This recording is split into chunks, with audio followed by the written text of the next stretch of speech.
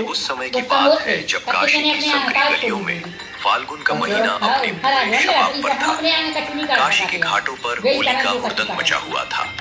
हवा में उड़ते लाल, गुलाबी और हरे गुलाल ने मानो आसमान को ही रंग दिया था। हर तरफ ढोल मंजीरे बज रहे थे।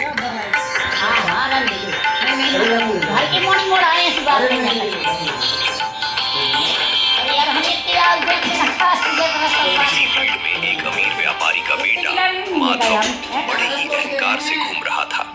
उसके पास बहुत दूर से मंगाए हुए सबसे महंगे और पक्के रंग थे। वो जिसे भी रंग लगाता घमंड से कहता, इसे पानी से धोकर दिखाओ, हफ्तों तक नहीं छूटेगा। लोगों पर रंग फेंकता, उछलता कूदता माधव काशी के एक शांत किनारे पर पहुंचा।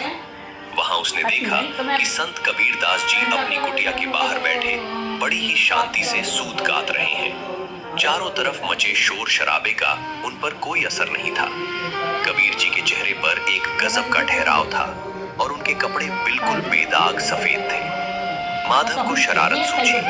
वो अपनी पिचकारी और लाल रंग का बड़ा सा थाल लेकर कबीर जी के पास पहुंचा और बोला, कबीर बाबा, आज तो सारा संसार रंगीन है, आप इस बेरंग सफेद कपड़े में क्यों बैठे हैं?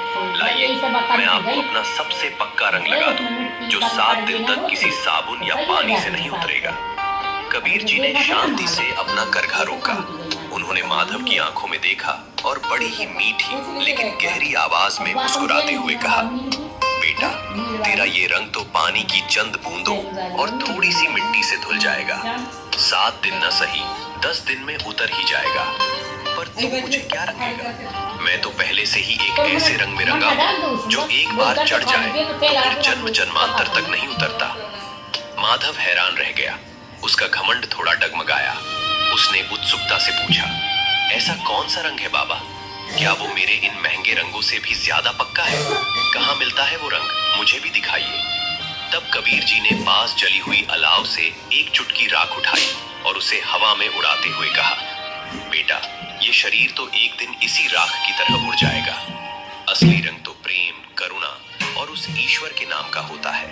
जब इंसान अपने अंदर के अहंकार, लालच और नफरत की होलिका जलाता है, तब जाकर मन को प्रेम का पक्का रंग चढ़ता है।